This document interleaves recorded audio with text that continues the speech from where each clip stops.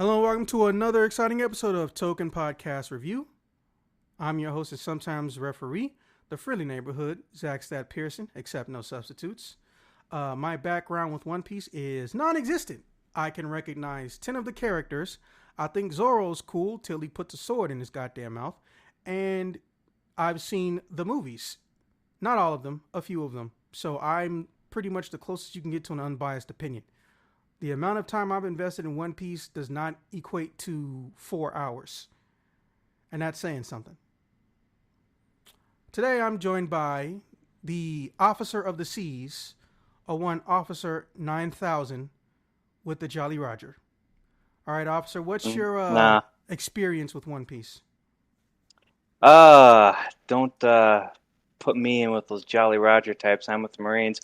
My experience with One Piece is I've been following the manga since I was pretty young and watched, I think, every version of the anime, including that really awful 4Kids one, just to see how bad it was. So, yeah, I've been a fan a long ass time. That's how I Still actually am know a fan. about One Piece in the first place. Oh my god, that was funny. Sanji had a fucking lollipop. That looks so fucking Yup. stupid. First off, how are you having full-on sentences with a big-ass lollipop that never shrinks in size? That blew my fucking mind. But then again, you know, you got a guy who got a sword in his mouth and he's having full conversations with you. And last but not least, our newest and shortest member, our penultimate newest and shortest member, a one Honeybee. Now, Honeybee, what is your experience with the One Piece mega conglomerate franchise? I've read a bit of the manga. I am about 864 episodes in, I believe. I'm a casual fan, you could say. Yeah. I've Yo ho never ho, a heard a pirate's more life for me. simplified lie in my life. Yeah, no, you could say that I like One Piece. You could say that. Okay, so we range from know nothing to reads the manga to habitually and religiously watches the show. I'd say that's the perfect mix. Because whatever happens, we got someone who's less biased, and then we got another person who's less biased than that. And I have no bias, as I've stated, because I don't invest in One Piece like that. Buggy's nose creeped the fuck out of me. Like, keep him in the corner of the goddamn screen. Fuck that dude. That shit was weird. Anyways, Buggy's the best. all right. So first and foremost, I'm gonna go first. We're gonna talk about the characters, or I guess on some level the casting. First and foremost, I just want to say, instead of fucking up someone's name, what I'm going to do is pull up the IMDb page in real time, so I don't sound like I just watched maybe half of an episode and I'm basing my opinion off of half of an episode. We gonna be diving deep, boys. So let me go hit the cast button. Yeah, they are getting a season 2. Okay. Yep. Knew he had one of those funny characters. Now, it goes without saying, the guy who's probably going to be in the most episodes is Iñaki Godoy. And no, I don't know if I fucked his name up. But let me just say that his performance is something that I did enjoy because, as everyone seems to know, he is very enthusiastic about his role. However, this is something I knew about him, but I wasn't sure what was going to happen. I wasn't sure if they were going to alter his eyebrows or not.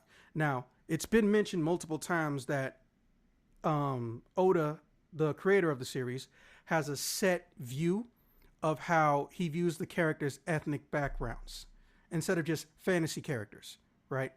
So Luffy, he themes and orients off of Brazilian and South American culture. And Iñaki, isn't Brazilian, but he's so Mexican, he from Mexico City.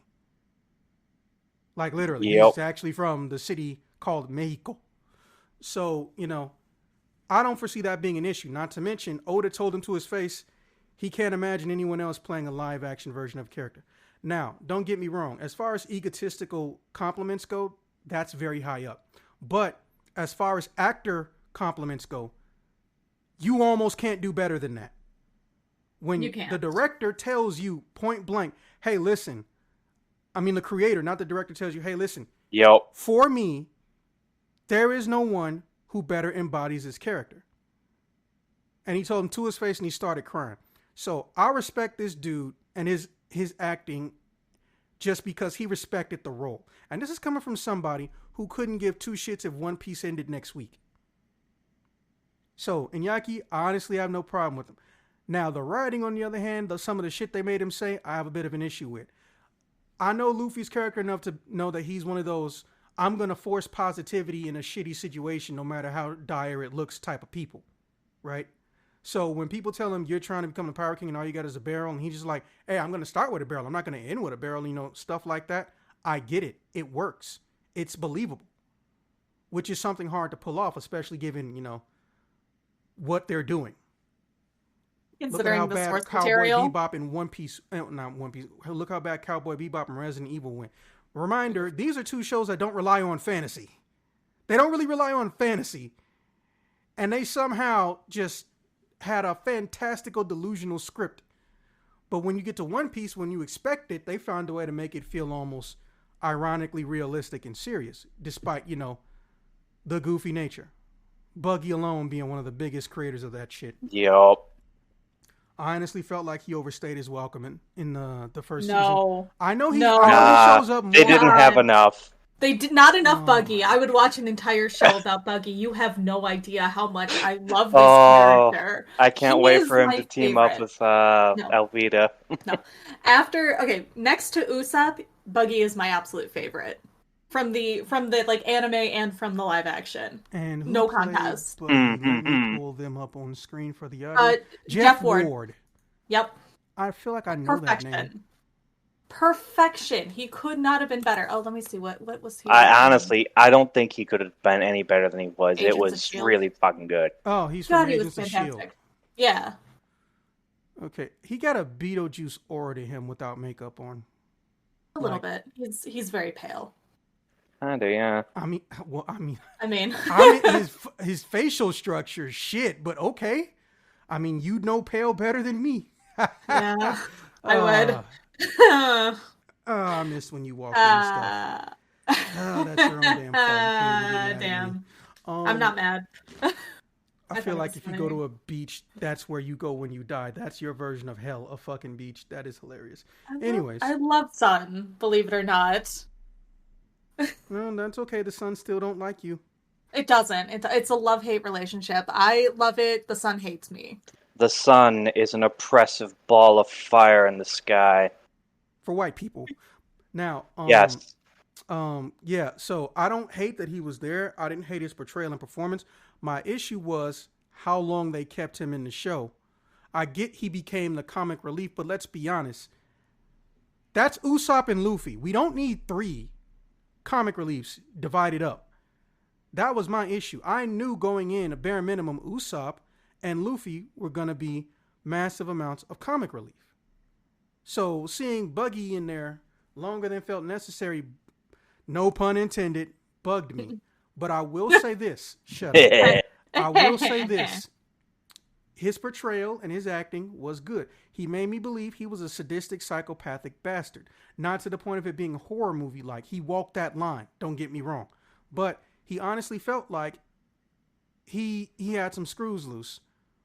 He felt like a threat. Yeah, he legitimately felt like a threat. But it's like, here's a good clown that's not trying to imitate the Joker, but is still dangerous and a threat. I like that. Imagine if Jared Leto actually played the Joker well. I can't even say that's a burn. That's a fact. It's a fact. The fact, again, no pun intended, he thought it'd be a good idea to mail Margot Robbie a dead rat and a used condom. That shit. Still pissed about that. Fucked up. Like, I mean, I don't know who she's dating or if her father knew about that shit, but I would book a flight and come down to that studio just to beat that motherfucker's natural ass. But moving on from an asshole, I fucking am mad got the license to Tron. Okay, so God. Yeah, don't get me started. Tron is one of my favorite properties. He respects the franchise. Oh, that works out pretty well. He respects the franchise. I give him that, but it's just I don't fucking trust you with it. Is my issue. No. But that's my problem. But when it comes to big stuff like this, nobody has 100% creative control. So the Yeah. way I see it, Disney might keep him in check. Yeah. So, anyways, Anyway, yeah, Buggy. yeah. So Yep, Buggy. he was basically the main villain. That guy with the axe hand. Can't remember his name, but what is it, Blackbeard? X-Ham Morgan. X-Head Morgan. Axe Hand Morgan. I knew from the beginning that he was barely going to be perceived as a threat. He's basically the equivalent of the tutorial boss from a video game. I know that sounds fucked Yep. up. I mean, that was kind of the case, in in the manga too, and in the show. Yeah, So, he was basically set up to be a charlatan by that Kuro dude. Yeah. Yeah, his kid lingered around a little bit longer than he fucking should. The purple haired kid, he don't need nobody to bounce off of. Like, he could almost every single scene where he shows up, that guy didn't need to have a speaking line or even be there. His character, Purple. he was basically a Ken doll. He was superfluous. Wait, which purple hair character? I'm Or confused. pink or purple. Let me go pull him back. Kobe. up. Yeah, Kobe with the glasses. Yeah, that was Morgan Kobe. Davies. That's his name. Yes. Yes. Oh, he was perfect. I could go on and on about him. Yeah, I bet you would adopt him in a heartbeat. So Morgan I Davies. would. A sweet angel. Yeah, that's his whole marketing scheme. That I'm not mad at him, but that's how it works. Convince all the girls he's a sweet little petunia. Anyways, so Morgan Davies, every single scene he's in, once you get past that initial Axam Morgan shit, when they finally leave, he didn't need to be with anybody who had a speaking line maybe longer than one sentence. The fact that they kept Morgan's kid with him the whole time, legitimately. Helmeppo? Huh? Helmeppo? Yeah, Helmeppo. That was Yeah. Morgan's kid. No, I know Yes. his name. I just hate the idea of saying something that's stupid on purpose. So, If I may interject for a moment, Yeah. though, with regard to this, later on in the manga, Thank you. Kobe and Helmeppo, they're basically bros by Yeah. once it gets further on, and Yeah. they're They have basically each other's respect. closest confidant. Yeah, no, they're besties, and Yeah, Helmeppo they're actually the has Marine the version of Luffy and Zoro. Got it. okay. Yeah, well, Helmeppo has a basically. really never mind. Yeah, Helmeppo has a same. really good character arc, and I like that they kind of built that up a little bit more in this show because you don't really see a Yep. lot of it. It's kind of behind the scenes a lot. Yeah, Like in it's the same anime, with, a in lot the of it. manga. In the manga, you see like one page little like They were like the about little stuff. cover, Yeah. the cover pages for each of the manga showed like the growing story of Kobe and Helmeppo and their hellish training under Garp. We actually And- got to see some of that. Yeah, we haven't gotten a chance to see Helmeppo get properly into a story arc yet, so I wouldn't say your assessment of it is necessarily wrong, but later on he'll probably get better. Yeah, one of the things that is differing, whether it's intentional or it's just because we're early in the story, is the fact that there are characters who normally didn't get any screen time but were shown to be of, some level of power or some level of strong affiliation with the supporting cast. And the two main players are Axe Hand's son, still not saying that name, and Beauregard, who we didn't even know the name of until we saw the credits of the cartoon, which I thought was funny. Because I was looking up that guy specifically because I'm like, wait a minute. I've seen a lot of these episodes. Did they make this guy up for the show? Nope. I was like, the whole Morgan accent part, I've seen that just from Fox. So I went and looked at him. I was like, this dude has only been in like 6-7 chapters. He's only spoken 3 times. And he's supposed to be one of the best swordsmen in the entirety of the Marines. And supposedly, I think when I went to the wiki page, it said that Oda regrets that he has not given him the proper time he needs to fully flesh out his character or to fully flesh out his power stat. And he's basically Garp's right-hand man. No, he is Garp's right hand man. He is the second in command for Garp. But Yeah. yeah, which blows my mind that dude even got as much screen time as he did. Don't get me wrong. I hate to say it, but if I was a fucking Marine, which I don't hate the Marines, but I just refuse to be one. Even in my next life, I don't care if it's Army again or some other branch. I'm not fucking with the Marines. That dude was literally the most stylistic Marine. I would legit dress like him. That dude was basically Frank Sinatra mixed with a fucking One Piece Marine. Like, it was literally like they just said, let's put Frank Sinatra under a One Piece meme. his whole entire character design is just cool as shit to me. And somehow I lost connection to the whiteboard. Okay, there it goes. So honestly, I feel like the supporting cast is doing well. But back onto the real meat and potatoes, which is Usopp, Zoro, and Sanji. Sanji shows up too late for me to give a shit. Also, I kind of always have hated Sanji. So I'm not bothered by the fact of how little I saw him. It makes sense. Sanji shows up at near the end of the arc.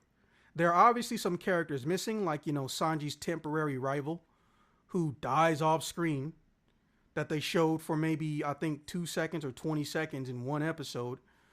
But the casting feels good. You couldn't fuck up Nami if you tried. And I'm not saying that because I think her delivery or performance was terrible. Ashley Rudd, let me see what her Emily Rudd. Emily Emily okay. Rudd. Emily Yes. Rudd, which, I know you guys see that horrendous gif on screen, but I'm going to go and pull up for everyone else a better image of her that doesn't fucking terrify me. Yeah, Emily Rudd is honestly, she did a good job. She had the right amount of character development and character depth, and she was easily able to be understood. The biggest problem I, on paper, have with her is that, first and foremost, I don't understand the concept of these dye jobs where they know the character will have a hair color and the hair color matches the eyebrows, but they don't dye the fucking eyebrows. Like, if they don't have hair dye in this world and this is someone's natural color, you kind of should be making that shit match. There are some exceptions to the rule, given certain rarer hair colors. I get that. But a strawberry blonde's hair on the head always matches the eyebrows. So now I'm thinking, okay, so she's got dye somewhere stashed? When did she even find time to do that shit? She did a good job. She did enjoy the character, much like Luffy did. I'm sorry. Yup. Fuck, Mr. And not Nico die. Yeah, I really want to know the proper way to say his name. I'm one of those people who, like, I adamantly hate myself when I can't say someone's name right, even if they have no problem with it. But anyways, the main thing about her was just that, I don't want to see no advertisement. The main thing about her was just that she went out of her way to express that she enjoyed it. When she got to see the trailer for the first time, she was one of the first people to start crying. I always appreciate it when people enjoy the character they're portraying. Here's where the fuck up comes up. So she did have a cool fight sequence. I liked it, not gonna lie. But she really only had that one. And when they were doing the axe hand, she was basically on standby. She didn't really contribute much. Obviously, in this arc, she doesn't fight a lot, so I can't complain about that. But the biggest problem I have is one of her biggest emotional developments when she goes from being an asshole thief trying to help out other people to honestly understanding, okay, these guys want to help me. The whole entire framing was wrong. The whole way it looked was wrong. She's supposed to be stabbing the tattoo on her shoulder. The camera is showing her face in the bottom left-hand corner, and the tattoo is barely even in the frame, and it's shown from a front angle view, and it's a shoulder tattoo, which are usually meant to be viewed from the side. And also, her eyes are closed, and I'm just like, this is the scene where we're supposed to see her showing the depths of emotion that she can portray as an actor, and also that Nami's going through. And everything about this was wrong.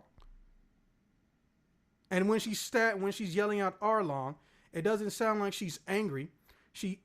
It just feels like she's saying Arlong, like she has his face on a punching bag and she's saying it every time she wants to hit him. I lost all possible belief. My suspension of disbelief suspended, pun intended, when I saw that.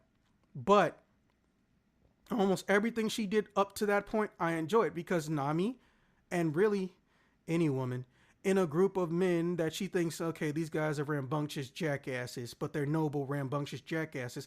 Every time I've been around those type of women, that's how they act. And that's why, without me even having seen the show outside of the Fox stuff or reading the manga, which I've never done, I felt her character and I enjoyed it because it was nostalgic for me. Because I know a bunch of women who get mad, where you go wrestling each other in the middle of the room? Oh my God, you're a bunch of stupid boys. She had that kind of energy and it fit. And it fit. Fuck Sanji. I fucking hate Sanji. I don't hate the actor. However, I feel like he looks too old to be playing, barely adult, teenage man who is obsessed with women and all this shit. Like, let me go back to that picture real quick.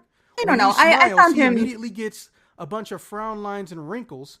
Oh, they won't let me zoom in on fucking IMDb Pro? Okay, well, that's new. Like, I don't think he looks terrible. They did a damn good job with his hair. I respect this character, and last I checked, the dude's bilingual. So he gets points to me from that. My entire issue with him begins and ends with the fact that, let me go pull up his name. Pull up Taz Skylar. That's who he is. Taz Skylar. Obviously, his character is meant to be a pretty boy or ladies man, and let's be honest, well, he is a pretty boy / ladies man for the goth girl. Oh, The they played that shit down hella hard in that live action. Yeah. Oh God yeah, damn. Sanji being a ladies' man. Yeah, no. He's a lot worse than manga. No, I know, much but worse. I was talking about Taz Skylar to be specific though. Gotcha. So I feel like he naturally fit the role because even if he's not a ladies' man, you know how it is. If you're pretty and you got tattoos, you will have a legion of emo and goth girls around you. I don't even know what this dude does, but just going through all of his modeling pictures, he knows that he's basically an alt emo or a goth. His whole entire right arm got at least like 6-7 tattoos, and 90% of his pictures he's wearing all black. I thought that he nailed Sanji. I think the thing about him that I didn't like was that they didn't give him his curly eyebrow. Cowards. Yeah, agreed. I want the curly eyebrow. Sanji's a signature eyebrow curl. I wanted it, goddammit. Admittedly, though, that's kind of hard to do. Cosplayers do it. Is it on both sides of his face? I don't know. He's got like one half of his face covered with hair. No, so I'm saying like there's no pictures of him with his hair up. I don't recall. I don't think so. Okay, can I say something about the costumes in this show real quick? Because that was impressive as fuck. That was impressive as fuck. They managed to make everything look like the show, but like with a realistic take. And that is so hard to do. That is so hard to do. I mean, you've got these bright colors, these crazy things. It looked awesome. It looked really good. I guess it's just me. I think, we can agree to disagree right there because I don't hate the outfits. I have the exact opposite opinion. I think that since most of the characters wear normal ass clothing for 90% of the show and the books, the main cast, it was extremely easy to portray. Let's be honest. I know people who have Zoro's outfit in their closet. I technically own half of Zoro's outfit. The only thing that makes him different was a big ass green body sash. That's a custom job. Those don't exist normally. Usopp, even easier. Blue jeans were never the only material that they made overalls in. Nami, look, everything Nami got looked like it could have came out of Kmart if they still existed. Okay, well, came out of Walmart. Nami, yes. But I mean, like, I'm talking about, like, Buggy, the like, really loud, crazy villains, the ones that have, like, the weird outfits. Buggy's hat, for example. That should look very, very stupid. That should look stupid. It doesn't. Just using that as an example. Like Arlong's dumb little hat, because that is a dumb little hat for Arlong. And then his nose. Yeah. Oh my god, the makeup was really good here too. That boy's legs, they stay hairy. God damn, that is impressive for someone that young. Oh, for Luffy? That, bro, so I'm looking at group pictures of them, right? Let me show you the one I'm looking at. I'm looking at group pictures of all of them, and he found a way, which is kind of impressive, to make an outfit themed after Luffy without it looking stupid. and he did a good job in that picture. But then I looked at his shoes, so I'm like, okay, well, what shoes did he get? And I immediately got stopped at the fur. Again, not a bad look. Like, I wish that when I wear a scarf on my pants around my waist, like, he got his shit flowing down kind of like I do, which I've always liked that. It's hard to pull off because you sit wrong, shit gets fucked up. It's annoying. But I don't know where he got those designer pants, because those are obviously designer pants or shorts. I'm not sure where they would qualify as. They cover up his knees, so. But that outfit, baller ass job.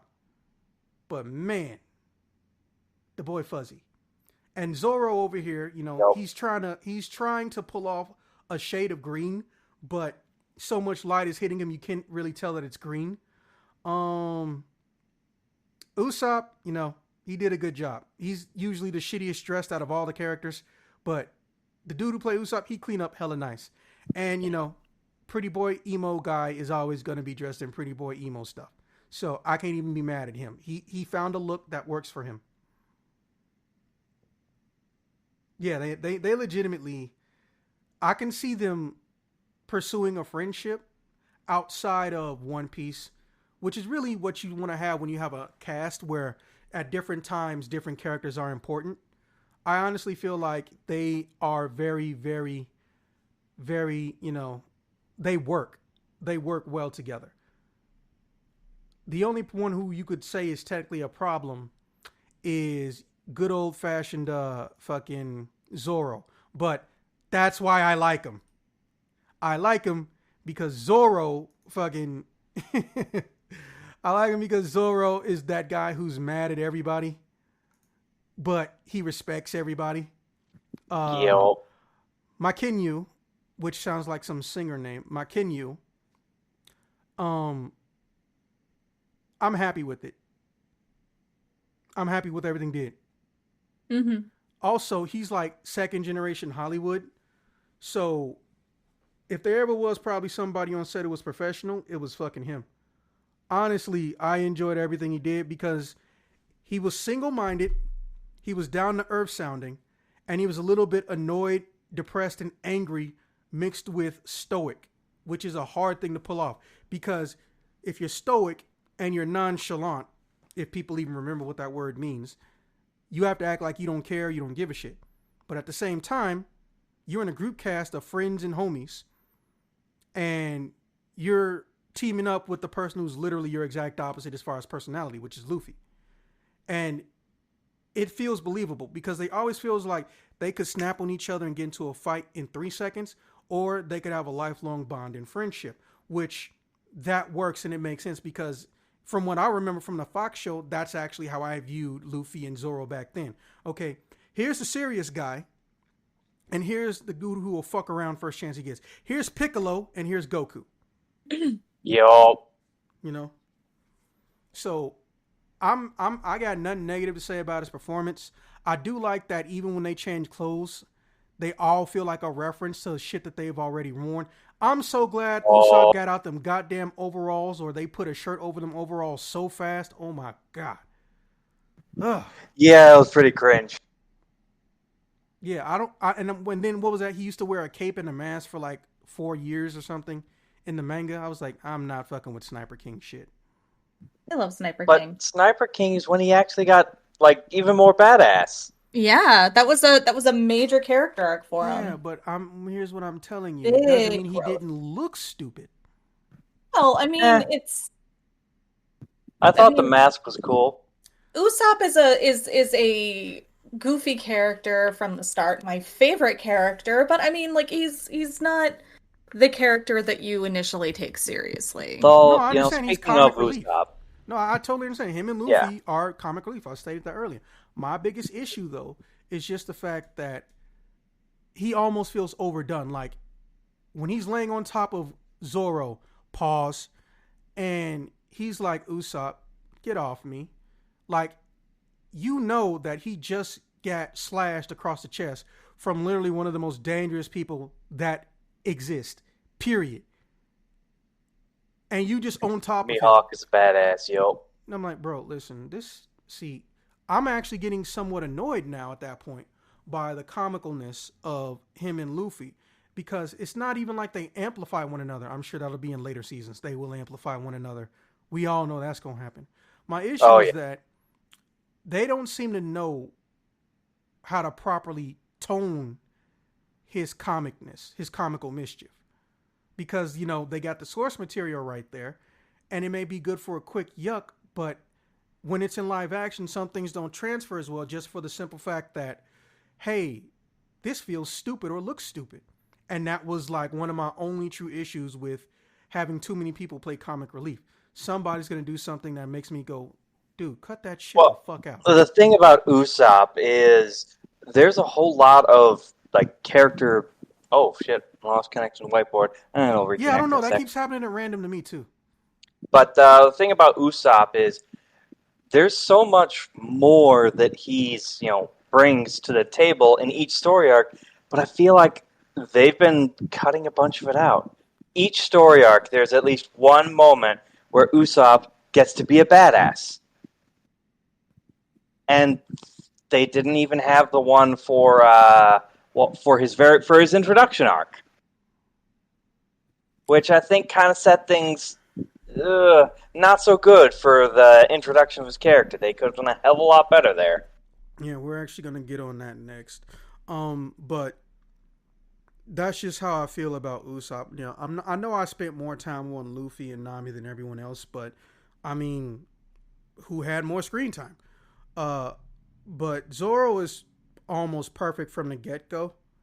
I have no issue with Zoro. Like I said, he's the one guy who looks at everybody kind of like Nami's like, these guys are fucking idiots. But Zoro's problem isn't that he thinks they're stupid. Zoro's problem is, I don't want to care about this group. I just want to associate and affiliate with this group till I can get what I want. And it makes sense because what is Zoro's title? Zoro the Pirate Hunter. A pirate hunter hanging out with a bunch of pirates. He knows going in, I shouldn't be making a lot of friends here. But obviously shit's done changed. Now, we're going to transition unless anybody else got something they want to mention. We're going to transition into... How the fuck do I pull the camera out? I forgot how to do that. Oh, well. Oh, wait, there it goes. We're going to transition into the writing. Now, it goes without saying that because corporate execs like being assholes, especially the ones who can get away with it 90% of the time, point blank, guess what? They cut out a lot of shit. Not just for filler. Oh, yeah. But actually just for story and character development and possible and potential scenes. And you know what? You can't get mad at them. Why? Because this is fucking live action. You don't have an infinite budget, and no one woke up and said or even implied this will be a one-to-one representation of everything you've seen in the books. Yeah, no. Yeah. But I think overall they hit all of the like very important marks. And that's kind of all I expected. Yes. And that's how you know they did a good job. Because they went through everything that was important about the Arlong arc, which was the introduction of the main cast, and then going almost lightning speed from the introduction to the main cast to whooping Arlong's ass for fucking with Nami. Yo. Right. Now, there is one thing I noticed that they stopped doing after like the third episode. Maybe because it was a budgetary constraint or they realized it looked dumb. But in the beginning, almost at the end or somewhere in the episode, Luffy does one gum attack and yells out the name, and it ends a fight. Or starts a fight, with the exception of the axe hand shit. Right? When they got to the Usopp episode, that was the last time they used it as a closer. Or, a significant moment. Thank you. Yeah, I am in the Zoro camp, which obviously I was kind of sort of born into that camp. I'm in the Zoro camp of, why the fuck are you yelling out and telegraphing exactly what you're about to do in a fucking fight? Except Zoro said, after Sanji did that, I think you'll fit in here. Zoro totally does that. No, he doesn't. He does. He does. You didn't even understand what I said.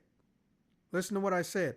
I said Zoro hates that other people do it. He didn't do it himself. But then he stopped giving a shit. I like that about Zoro. And that only works because we have other people saying the stupid shit. Which is why I think they're going to have a very, very decisive choice to make that they shouldn't even have had to make in the first place. They shouldn't have done it. They should not be yelling out exactly what they're about to do. I give Usopp the benefit of the doubt because as far as we know, in this timeline, that was the first time Usopp got into a serious fight. That was the first time Usopp got into a serious fight. Yep, pretty much. So him yelling out that shit could have been considered a distraction. Or the guy might have assumed, oh, well, he's going to throw a rock through a slingshot at me. I'm a fisherman. We can damn near tank bullets, you know? Not even damn near, they can. Yeah, exactly. So he's thinking, okay, why the fuck do I even need to move? Right? I get it in that regard. I think y'all got too much moving GIFs on here, which is what keeps making Whiteboard crash. Ah, gotcha. So I'm going to just get rid of Frank Sinatra. I'm going to get rid of these two and Garp. And yeah, I would just stick with what we got right now. So, One Piece breaking the internet. Hilarious. So, honestly, the way I feel about the writing is just coming from a realistic perspective, being a realist. They did a good job. Is it perfect? No one knows because no one can truly attain perfection. People just lie to themselves to make themselves feel good. But they did a very good job. And if you stop and think about it, if they did one arc in 8 episodes, let's say they get 10 episodes next season, they could do an arc and this time foreshadow an upcoming arc instead of just tossing out names without faces. Which they kept doing because I heard they mentioned Arlong said Jinbei was a sellout. Like, whoa, I know that name. You ain't even the manga people don't even see Jinbei until almost a full 7 years or 5 years after Arlong's arc. Not to mention there was when Zoro was confronting Klahadore about how he knew him. He mentioned Mirrorball Island, which that's something that only showed up in, like, it was one of the One Piece movies had these little like animated shorts before them. Django's Dance Paradise, I think it was called.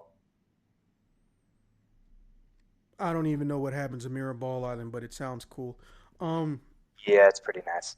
Should be a Sonic the Hedgehog stage, but the way it was set up, like, you can tell that these characters have lived with the exception of Luffy, but that actually works in our favor because with him and Sanji basically knowing nothing of the world, we'll always have somebody who needs to give exposition to them so we as the audience can know what the fuck we don't know, because not everybody, myself being one of them, knows every little thing about One Piece like Honeybee does, right? So, yeah. I honestly think they did a good job. Arlong was very, very fucking believable. And even though I do not respect him, and I think that they probably should have used a little bit of CG on his character design. Don't get me wrong. The makeup shit looks believable. I think the practical effects were very good. Yeah, that's what I'm saying. But that nose bothers me. Well, I mean, the nose could have been done a lot better. I agree. I actually was not bothered by the nose. It keeps moving every time he speaks any words. It doesn't stay still like a normal nose does. Now, don't get me wrong. Based on the laws of physics, the longer an object is, the more noticeable it is when it moves on one end from another, which is stationary. This is different. His thing is moving like that because the type of skin glue they used is positioned in a way to where when his face contracts and contorts near the cheekbone area, it's going to move, and it's very noticeable. So, I honestly, the only really problem I have with Arlong is that I fucking hate that he wore that hat that long, but it's like the original character design. Hey, look, I don't care. It still looks weird. It looked weird back then, it looks weird now. You swim underwater, but you stole somebody's winter cap when you live in a Caribbean peninsula. It is very silly. I will say it's very silly, but if they were going to include that in the character design for the live action. I'm glad it looks the way it does, because it could have looked a lot goofier. They could have just taken it the yeah, fuck I off. could've. They could have given him a scarf like Zoro get. As far as I'm concerned, like I actually think it would have been better if he had a scarf on his head like Usopp or Zoro. But hindsight's 2020. I'm not gonna act like that's a reason to hate on the show. It's just a personal gripe. But hey, look, we're not really gonna see Arlong ever the fuck again. So Nope, never again. Mm-hmm. So I ain't really got shit to say about it. If anything, we might see the actor again in a human form. Anyways, so He might show up as Mr. One later on during the Baroque work arc. I wouldn't hate that. I think He he'd was a be a great pretty actor. good fit. Great actor. and now I'm going to pull up the actor. McKinley Belcher III. His last name is Belcher. That's what it says Well right here. done. Belcher. Belcher. Yeah, I'm gonna pull him up.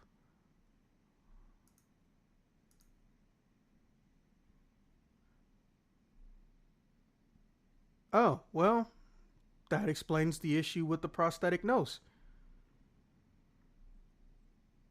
Now, how to phrase this without it sounding fucked up? Oh. Okay, so Yeah, I see. yeah, Yeah. the type of nose Arlong has, even if used as a prosthetic, it doesn't really sync up well when someone's nose is has a decent width size. Now, Yeah. if they chose an actor who had a slimmer nose, closer to Honeybee's nose or something, it probably would have been less noticeable and there would have been less wiggle and jiggle. Okay. But just to be clear, Yeah, that makes sense. not saying that there's something wrong with his nose or anything. I do think that they did not need to go that far with his chin because they gave him a prosthetic chin. That's not that man's real chin. In the slightest. No, but it does elongate the face. Yeah, that's And what I'm saying. gives it Yeah, kind of a Arlong had a less rather human- notably elongated face, Yes. But then with also the nose because and of chin being kind of like the biggest notable facial features on him. Mhm. yeah, and then on top of it, it sits on top of his nose, so you can actually see his traditional human being nostrils directly under it, which that shouldn't be visible. But again, based on the actor they chose, you ain't got much of a choice because he's either going to suffocate and he always sounds like he's drowning. He kind of did sound muffled, but we obviously know why. He had a prosthetic nose pushing down on his regular nose. But I mean, he did a good performance. I just do not like any of his design work. The shirt was cool, but that's not saying much. I can't think of a better actor for him though. Honestly, he really It's brought Arlong. it to that People character. weren't putting a lot of thought into him in the first damn place. What? And What was that? I said he's Arlong. People weren't putting a lot of thought into him in the first damn place. But his sword, they should have never zoomed in on it, if you can call that a sword. It literally looks like it's just painted on rubber. And in fact, even in the IMDb shot, you can see that some of the paint didn't even stay on. Like, they should have legitimately gave him a new sword, or they should have changed how often you see it or made it completely CG. Like, there were times, like I said, there were times when they might have benefited from the usage of CG instead of trying to go, traditional, let's have a good prop and design effects team. I think it only showed up the one time, though, that sword. Exactly. Like I said, and everyone knows going in, you don't put a lot of thought into fucking Arlong. It's Arlong. Anyways, so as far as the writing is concerned, I like what they did. And this isn't coming from someone who's obsessed with it. This is just coming from someone who knows what happens because I watched the episodes that pertain to Arlong. And also, I talked to people who read the manga and they basically told me, yeah, they didn't censor too much. They just changed some dialogue lines so people don't know who did and didn't die necessarily. Because that dude with the tonfa is like, I didn't know he died off screen. Which is kind of dumb. At least have him get the decency. Or have him show up later and not be dead. And be like super strong or some shit. That would have been cool. I love tonfas. I rarely get to see them in any form of television and media. I am, well, according to my old grandmaster, a master of the one tonfa, which I hate that because I don't like the idea of using one tonfa. I've always preferred using two, but he would never give me that honor. But personal gripes and old emotional baggage aside, um, they did a good job. I honestly feel like characters who you would normally not have even remembered, like I said, Beauregard, who didn't even really get his name stated in the manga, um, got ample screen time and we understand them. And I'm glad they made a point to always keep Nami's legs exposed. I'm not saying Emily Rudd has nice legs. I am guaranteeing you she has nice legs. But that's a personal issue, and that doesn't count as a positive or negative. So I'm okay with both of those. Thighs were nice too. And if we go on from pretty people compliments to There's a character we haven't talked about yet at all. Yep. why do I feel like I'm I going to think we regret I this? think we all know who we haven't talked about yet. No, but I know I'm going to regret this. I'm pretty sure I know who you're talking about, but who are you talking Shanks. about? We have not talked about Shanks yet. And why haven't we talked about Shanks? Because just like in the show and in the books, Shanks shows up maybe once every 3 to 4 years. Yeah. I was going to say... He's so iconic. No, he's iconic to Yeah, you. kind of. But you have to, again, we're looking at this and we're judging it based on itself and its referentiality to the source material. So that means by default, Shanks is a name that gets used to piss off Luffy or to make Luffy happy. And he did his job. Now that means we're not going to see Shanks again, except for 10 seconds in season 2 when he goes and parties with Mihawk, and then we don't hear or see him again for the next 5 years. I'm not even trying to bring up Shanks because there's no point in caring about Shanks because Oda went out of his way to make sure we forget about Shanks until he decides Shanks should show up. I mean, I definitely disagree, but okay. We do largely forget about. No, I think Shanks is a very important character. And I just wanted to say that the way that they handled the flashback with Shanks was done brilliantly. By the way, his name is Peter Gadiot. Yes. Yep. I was gonna say, bring up the how they portrayed Luffy's grandfather, Garp. He was a fucking badass. Garp was great. Garp is in the same boat as Shanks. He's important when he shows up, and then he shows up maybe once every 4 or 5 years, and then he barely does anything. In fact, literally outside of this arc, last I checked, Garp doesn't actually get into a fight for like 7 years. Yeah, we're not going to probably see him for a long ass time, but what we did get of him in this arc, I think made a pretty strong impression. Yeah, but it's just a pity they might not use him much more, or they might do like what they did with Kobe and Helmeppo, and maybe have him show up a bit more. Yeah, they could change things up a bit. Paragraph, maybe 2 paragraphs, just like Shanks, and then they won't do anything that is important to the characters of the story, and then they'll just do that for the next 5 or 6 years until they actually show up. Like I stated, they didn't technically betray anything, but new people aren't going to know what we all know, so they're going to be annoyed by it on some level. If anything, if they did do that repeatedly, it might hurt instead of help. Because people start asking the question, why are they always this far apart? Why are they always this far apart? However, this is long format storytelling. So it's very common for people to have flashbacks, people to have dreams, or that non-existent thing that's never happened to anybody in real life where they're doing some action, and right when they're doing some action, they visualize the person they're talking to them standing in front of them or beside them and next to them, and only they can see them. Anyone who does that in real life is actually batshit crazy. But for some reason, in movies, we just allow it. I don't hate it, but when I got older, it started bothering me how frequent it was. If you're going to kill off a character, kill off a character. If you're not going to kill off a character, just make them missing, gone, or disappeared, not dead.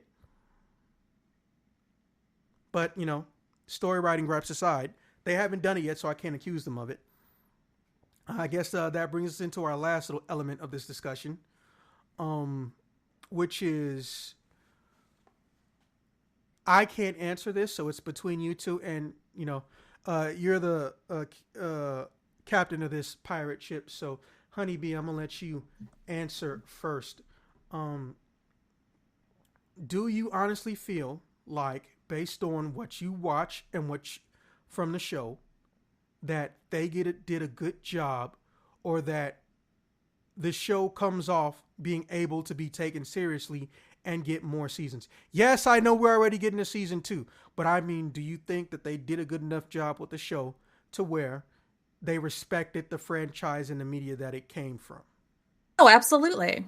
There's no question. As a a longtime fan of the series, I was very impressed with what they managed to do with, let's be real, kind of a silly, goofy pirate show.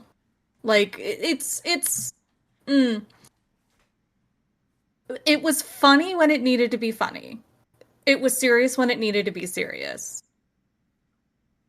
It did a good job of establishing our characters. It did a great job of establishing this world without being too like, oh, here's the overview. Let me rant about like what's going on in this story. It didn't treat the audience like an idiot, is what I'm saying. The villains felt like villains, without being like, yar har har, I'm so evil. It was well, you know what I mean. No, I know what you mean, but ironically, that's kind of how I feel about Buggy. I mean, Aw. yeah, I agree. I agree. Buggy was, but he was meant to be that. He's a silly clown guy. Like he can be silly. Um I mean, yeah, no, I'm a fan. I definitely can't wait to see what they do in season 2. I think they earned it. I think they have earned their pirate flag. Okay. Jolly Roger's the word you're looking for.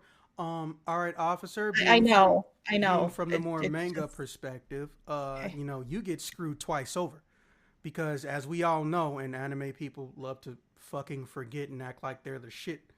Um, when Japanese comics transition from their original graphic novel medium into animation, uh, cartoonery, and live action material, they always cut and cut and cut and edit and cut.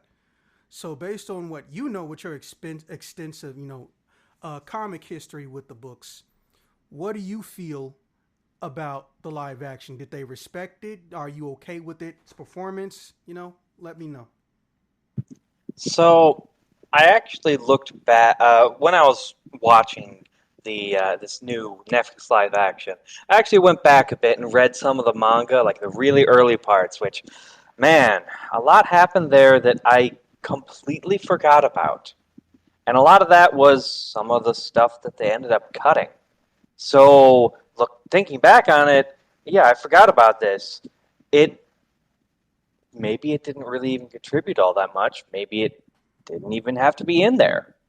Or maybe they can incorporate some of these characters or that they cut out into stuff later on down the line and maybe end up a little better. I thought, yeah, they cut some stuff, but it was for the better. Mostly.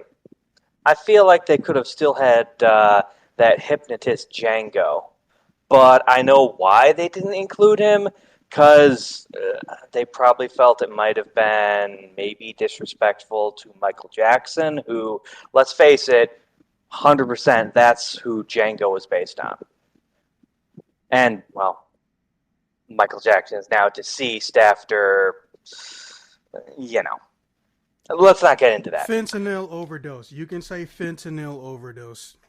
Yeah, it's the opioid crisis, basically. May he rest in peace, the king of pop.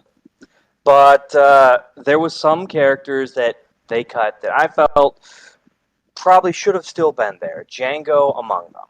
But for what we got of this show, looking at it, in comparison to the anime and the manga, I don't mind that they cut things.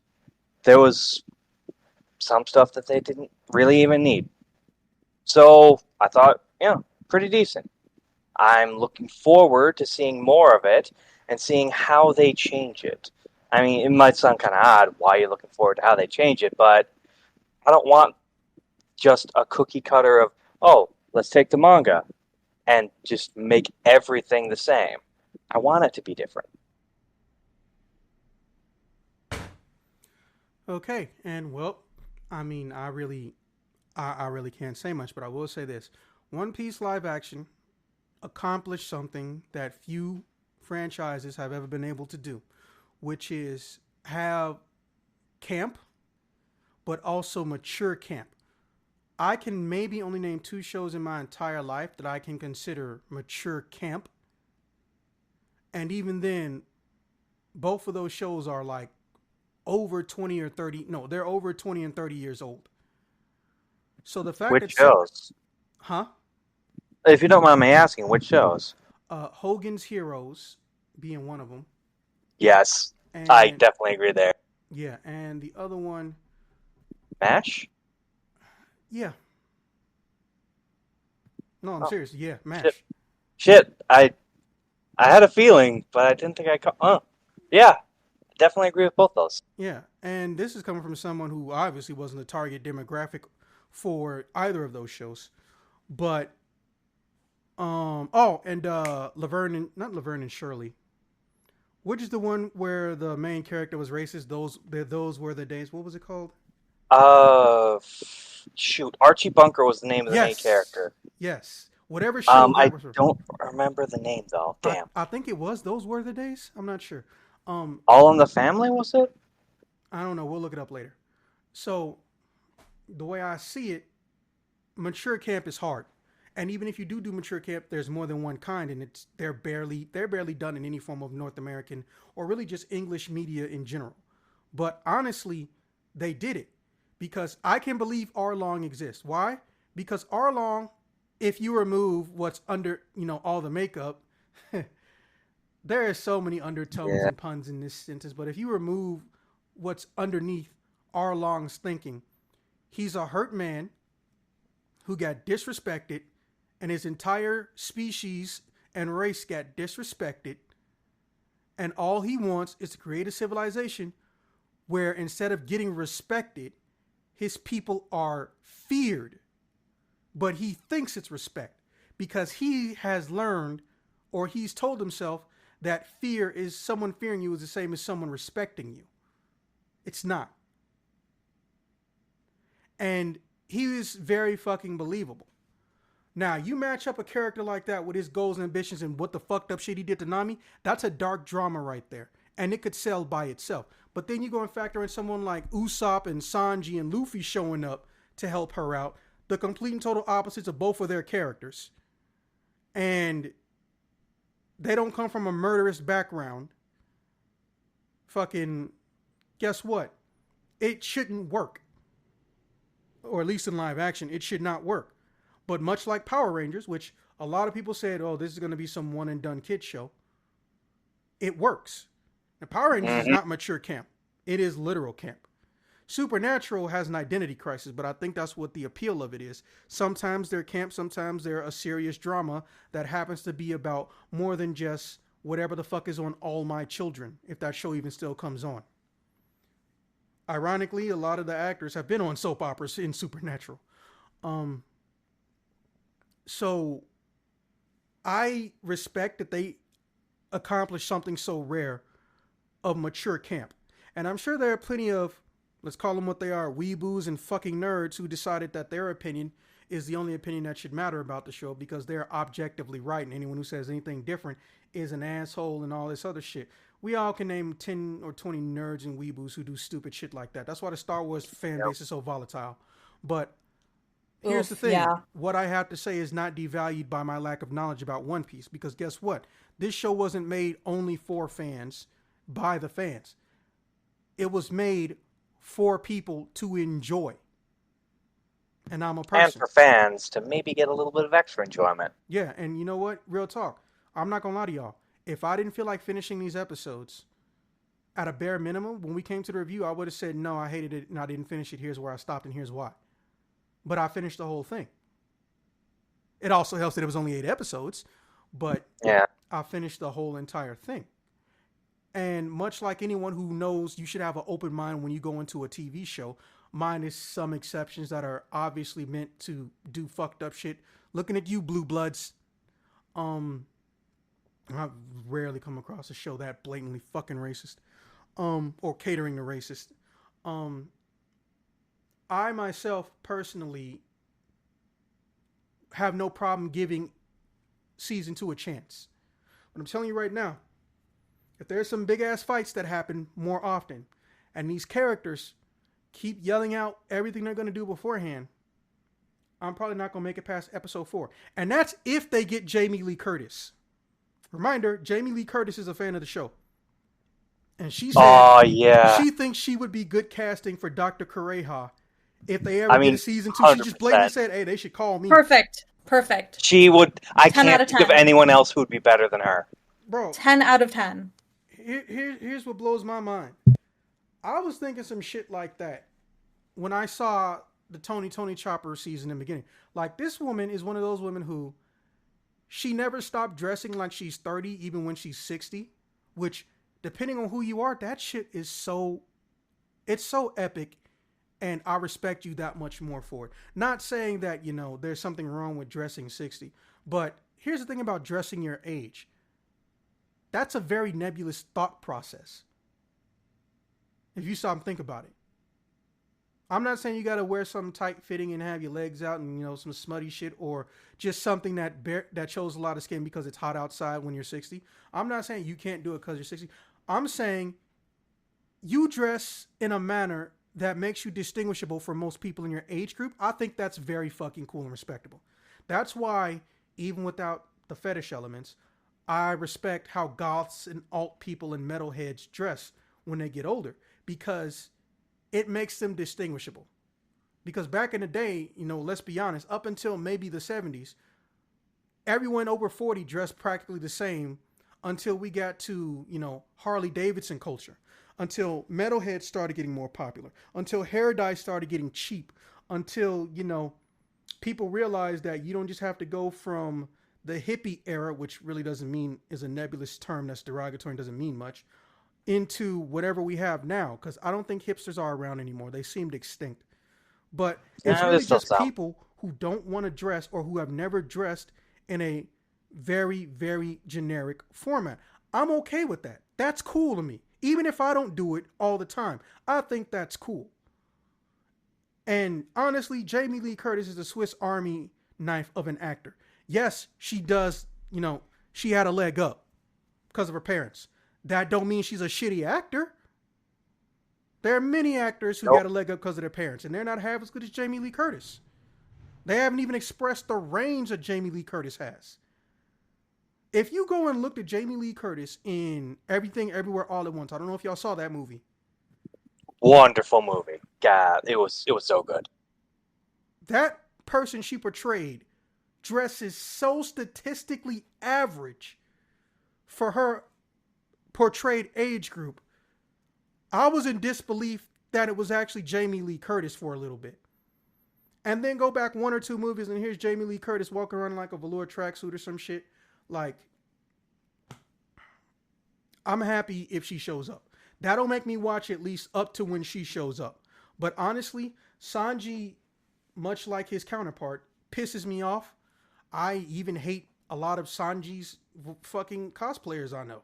Not because they're dressed as Sanji, because, again, I'm not a fucking weeaboo-ass nerd. I hate them as a person.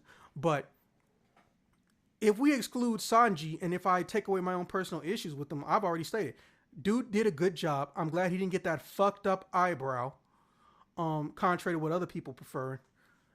I do wish they kind of sort of hid his eye a little bit more. Just, it's doable. They could have did it with CG, and they could have kept his hair like it is right now that we see it. He did a good job, but I cannot stand his fighting. I honestly can't. Dude's over here yelling out technique names while he's upside down with his face laying on the fucking ground in French when he speaks English and Spanish in a show where the French language doesn't exist. I'm sorry. So it's because he was speaking French. Gotcha. Look, I'm not some Creole elitist, which I don't even think that's even a thing that exists. The issue is just that when I'm watching a show, I'm getting engaged, and my sense of belief is being suspended. When I look at Usopp yelling out his shit, when I saw Sanji yelling out his shit, it immediately went away, and I'm like, okay, this turned into some Power Rangers shit. But at the same time, when Luffy does it, I'm not pulled out. It's weird. But I honestly have a problem with the concept of telegraphing. But also, given my background of being so good at martial arts growing up, my master made me a student trainer, and I was training and coaching adults before I was fucking old enough to vote. And also, I was on the closed circuit for a little while. Technically, that's not a big deal. It's the closed circuit, not the open circuit. And also, occasional women self-defense just because, hey, I wanted to make money in the summer, and one of the, masters wanted to pay me. I was like, shit, okay. I look at people doing shit like that, and I immediately think, I fucking hate you. You remind me of some of my dumb students from back in the day. But even if I didn't have that mindset, if I was a total stranger going in, I would still tell you, why the fuck are they doing that? Stop doing that. You're telegraphing. Because when you're not in Power Rangers, you don't expect anyone in live action to telegraph what they're doing. Show, don't tell. Works in combat, because combat is nonverbal communication. But if we remove that one gripe, honestly, I don't hate much outside of fucking Usopp's personality feels like it's cranked to 11 unnecessarily. And, any issues I have with the cast are, I would say, cosmetic. It's not nothing wrong with the actors themselves. It's not nothing wrong with the dialogue except what I just stated. And sometimes the prop designs look a little bit too cheap, or if they are cheap, zoom out so no one can tell. And spend more time zooming in on Nami's legs because they are a national treasure.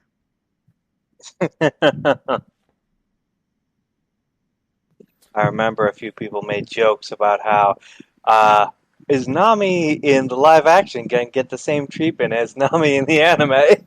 Okay, first off, they meant something completely different, which is fucked up, but I don't know how they're gonna. I don't want them to handle Personally, I it. hope they don't do that. So for the people listening, what we mean is, over the course of a 2-year time span, for absolutely no reason, Nami's chest somehow grew 6 times its size, and I'm not speaking hyperbolically. I don't know how women would put it. Honeybee, maybe you could help with that. But Nami essentially went from what I would discern as an A cup to a double or triple E cup. I don't understand that. And he did it on purpose. I have no explanation. But you know what I'm talking about. Yes. Yeah. And then here's Nico It was Robin, crazy. who will more than likely be in season 2. Here comes Nico Robin, and she's exactly the same. Like nothing changed on her. Not even a wrinkle. When I first saw it, because it was actually being talked about a lot on the internet, I was like, wait, Nami's the thief who always uses gadgets. And she's walking around in a bikini top. Maybe she just has a pocket in there and it makes it look like she got big boobs. It sounds stupid, but this is One Piece. And I was like, no, her tits are just big with no logical reason given for why they grew that big. But her body's exactly the same. The rest of it. Okay, so Nami somehow went from a literal sheet of paper to a capital P. I'm not saying fake tits exist in the world of One Piece. But if they did, that would be the only explanation we have for Nami. Because to my knowledge, there has not been an official explanation given. And if there is, let's look it up once we're done recording. Just in case. Yeah. But yeah, so closing thoughts, I will give One Piece Season 1 the equivalent of a B grade. Not for bad, letter grade. There is obviously room for improvement. And if they had a bigger budget, they could do a lot more. They honestly could do a lot more. Right? But realistically, because everyone is scared of the concept of live action adaptations of Japanese comic books, they did good with what they had. And I can respect them because they try to do a good job. They didn't come in and try to force and manipulate shit like with The Witcher and Cowboy Bebop. God rest their souls. All right, Pirate Captain, what are you grading it?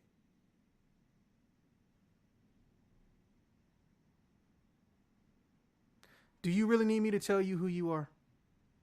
Are you talking to me? Yes. Oh, okay, shit.